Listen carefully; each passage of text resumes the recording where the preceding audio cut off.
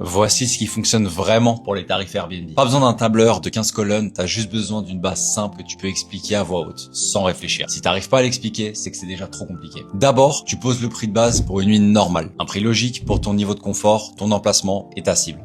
Pas le moins cher, pas un prix au hasard. Un prix que tu assumes sans t'excuser. Ensuite, tu joues sur deux choses très simples. Le week-end, un peu plus haut si la demande est forte, et des réductions douces sur les séjours plus longs. Rien que ça met de l'ordre dans ton calendrier sans devoir le modifier tous les jours. Et c'est là que les outils de tarification dynamique deviennent intéressants. Un outil comme PriceLabs ne fait pas de la magie. Il applique simplement des règles, tu lui donnes un prix de base, un prix minimum, un prix maximum, et il ajuste en fonction de la saison, du jour de la semaine et de la demande. L'idée, c'est pas de lui laisser le volant à 100%, c'est de lui dire voici les limites de mon marché, maintenant à toi de l'optimiser. Concrètement, tu gardes ta logique simple sur papier et PriceLab vient juste la faire vivre au quotidien à ta place. Tu évites de monter ou de baisser les prix à la main tous les soirs et tu sais toujours pourquoi tes tarifs bougent. Si les tarifs proposés ne te ressemblent pas, tu ajustes tes limites. C'est pas l'outil qui clique pour toi, mais c'est toi qui décides. Si tu peux résumer ta tarification en 30 secondes et que ton outil dynamique ne fait que l'exécuter, t'es sur la bonne voie. Il faut que ce soit simple, cohérent et défendable. Le reste, tu l'affineras avec la réalité des réservations, pas avec des changements aléatoires tous les matins.